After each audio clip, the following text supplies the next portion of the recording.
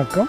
நலம்பெறும் முதிரைகள் மற்றும் விரல்களை மருத்துவர் வரிசையில் இன்றைக்கி நம்ம பார்க்க போகிறது புளித்த ஏப்பம் அப்படின்ற பிரச்சனைக்கு உண்டான ஒரு தீர்வு. இந்த புளித்த ஏப்பம் வருவதற்கான அறிகுறிகள் என்னென்ன அப்படின்னு பார்த்தீங்கன்னா, வயிறு கொஞ்சம் உப்புசமாக இருக்கிற மாதிரி இருக்கும், சாப்பிட்டது ஜீரணமாகாத மாதிரியே இருக்கும், 2-3 நேரமானாலும் பசிக்காது, ஒரு விதமான புளிப்பு சுவை நம்மளுடைய வாயில் இருந்துகிட்டே இருக்கும், சுவாச நாற்றம் அடிக்கும், ஒரு அசௌரியம் இருக்கும். நம்மளுடைய வேலையை செய்கிறதுக்கு முன்னாடி ஒரு விதமான ஏப்பம் புளிப்பு ஏப்பம் வரும். அந்த ஏப்பம் வரும்போது நெஞ்சு எரிச்சல்லாம் இருக்கும். புளித்த ஏப்பம் வருவதற்கு என்ன காரணம், என்னென்ன விதமான நம்ம தவறான பழக்கங்களை வச்சுருக்கிறோம் அப்படின்றது இப்போ நம்ம பார்ப்போம். முதல்ல பார்த்திங்கன்னா, வேகமாக சாப்பிட்றது. அதாவது சாப்பாட்டு நேரத்தில் உட்காந்துட்டு பொறுமையாக மென்று விழுங்குவதற்கு கூட நேரம் இல்லாமல் வேகமாக சாப்பிட்றது ஒரு முக்கியமான குறை அப்படின்னு சொல்லலாம். இரண்டாவது பார்த்திங்கன்னா, சாப்பிட்றதுக்கு முன்னாடி இடையில தண்ணி குடிக்கிறது இரண்டாவது. மூன்றாவது, சாப்பிட்டு முடிச்சுட்டு எல்லோரும் என்ன பண்ணுறாங்கன்னா ஐஸ் வாட்டர் குடிக்கிறாங்க, அதாவது குளிர்ந்த நீரை குடிக்கிறாங்க.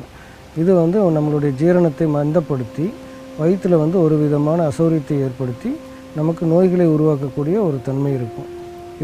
இது தொடர்ந்து செஞ்சுட்டு வந்தோன்னா புளித்த ஏப்பம் நிரந்தரமாயிரும். புளித்த ஏப்பம் அப்படின்ற இந்த பிரச்சனைக்கு நம்மக்கிட்ட விரல்களை மருத்துவரில் 3 விதமான முதிரைகளை தீர்வாக நம்ம கொடுக்கலாம். முதல் முதிரை பார்த்திங்க அப்படின்னா அபான முதிரை, இரண்டாவது முஷ்டி முதிரை, மூன்றாவது வாயு முதிரை. இந்த 3 முதிரைகளையும் ஒன்றன் பின் ஒன்றாக 20 நிமிட நேரம் நம்ம செய்ய வேண்டும். முதல் முதிரை எப்படி செய்கிறதுன்னு பாருங்கள். உங்களுடைய 2 கைகளிலுமே நடுவில் இருக்கக்கூடிய நடுவிரலும் மோதிர விரலும் பெருவிரல் நுனியில் தொட்டு ஒரு வட்ட வடிவத்தை உருவாக்கணும். மற்ற 2 விரல்களும் நீட்டியிருக்க வேண்டும். இது அபான முதிரை, முதல்ல செய்ய வேண்டிய முதிரை. இரண்டாவது முதிரை பார்த்திங்கன்னா, இந்த விரல்களை நல்லா 2 முறை மடிக்க வேண்டும். இப்படி மடித்து உள்ளங்கையில் அழுத்தமாக வச்சுட்டு மோதிர விரல் மேலே பெருவிரலை கொண்டு இப்படி வைக்கிறீங்க. இந்த முதிரைக்கு பேர் முஷ்டி முதிரை.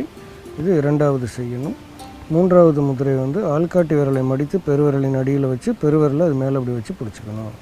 இந்த 3 முதிரைகளையுமே ஒன்றன் பின் ஒன்றாக 20 நிமிட நேரம் செய்ய வேண்டும். இது இந்த புளித்த ஏப்பம் வருவதற்கான தீர்வு. இந்த மாதிரி புளித்த ஏப்பம் வந்துச்சுன்னா உடனடியாக இந்த முதிரைகளை செய்து நம்ம சரி பண்ணிக்கலாம். ஆனால் நமக்கு மூலிகைகள் அப்படின்னு பார்த்தீங்கன்னா, அடிக்கடி இந்த மாதிரி புளித்த ஏப்பம் வந்துகிட்டே இருக்குது, இது ஒரு நாள்பட்ட நோயாக இருக்குது அப்படின்ற போது நம்ம சில மூலிகைகளையும் சேர்த்து பயன்படுத்துவதன் மூலமாக விரைவில் நிவாரணம் பெற முடியும். அப்படி என்னென்ன மூலிகை அப்படின்னா, சீரகம், சோம்பு, ஓமம், இது 3மே நம்மளுடைய சமையல் அறையில் இருக்கக்கூடிய பொருட்கள். இதனுடைய விகிதாச்சாரம் அப்படின்னு பார்த்திங்கன்னா, சீரகம் 1 பங்கும், சோம்பு 1/2 பங்கும், ஓமம் 1/4 பங்குக்கும் சற்று குறைவாக, இது 3ம் எடுத்து நல்லா வறுத்துக்கணும். வறுத்துட்டு ஒரு 200 ml தண்ணி வச்சு அதை ஒரு 50 ml வற்ற வைக்க வேண்டும். வற்ற வைத்து அதை வடிகட்டி நம்ம சாப்பிட்றதுக்கு முன்னாடியோ அல்லது சாப்பிட்டு அரை மணி நேரம் கழிச்சோ இதை நம்ம குடிக்கலாம். ஒரு 50 ml அளவுக்கு தான் இருக்கணும். சாப்பிட்றதுக்கு 1 மணி நேரத்துக்கு முன்னாடி கூட குடிக்கலாம், அல்லது சாப்பிட்டு 1 மணி நேரம் கழித்து இதை குடிக்கலாம். இதை நம்ம செஞ்சுட்டு வரும்போது பார்த்திங்கன்னா, நம்மளுக்கு ஒரு விதமான வயிற்றில் அந்த புளிப்பு சுவையெல்லாம் குறைஞ்சி சாதாரணமான அறுசுவையை உணரக்கூடிய தன்மை வந்துடும். வாயில் எப்போவுமே ஒரே சுவை திரும்ப இருக்கக்கூடாது. இது ஒரு முக்கிய குறிப்பாக நீங்கள் வச்சுக்கணும். சாதாரணமாக இருக்கும்போது பார்த்திங்கன்னா, நமக்கு உமிழ்நீரில் எந்த சுவையும் இல்லாமல் இருக்கும். இந்த முதிரைகளெல்லாம் செய்யும் பொழுது அது நீர்த்து போக செய்து நம்ம உடம்பை இயல்பு நிலைக்கு மாற்றக்கூடிய தன்மை வாய்ந்துடும். இந்த மாதிரி நல்ல பல சாதாரண விஷயங்கள் எல்லாமே நம்ம தெரிஞ்சு வச்சுருக்கணும். ஏனென்றால் இன்றைக்கி நமக்கு உணவே மருந்துன்னு சொல்கிறோம். திருவள்ளுவர் மருந்து அப்படின்ற ஒரு அகராதியை வச்சுட்டு அதில் மருந்தென வேண்டாவாம் யாக்கைக்குன்றதை முதல்ல சொல்கிறாரு. அப்போது நம்மக்கிட்ட தமிழர்களுடைய பாரம்பரியம் என்ன அப்படின்னு கேட்டிங்கன்னா, உணவை நம்ம மருந்து பொருட்களின் கலவை மூலமாக தீர்வுகளை நமக்கு கொடுத்துருக்குறாங்க. அப்போ உணவே மருந்து அப்படின்றது நமக்கு இன்றைக்கி சாத்தியப்பட வேண்டும் அப்படின்றது தான் எங்களுடைய விருப்பம்.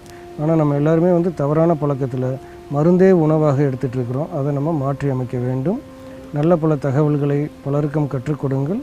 நலம் பெற வாழ்த்துகிறேன். மீண்டும் சந்திப்போம். வணக்கம்.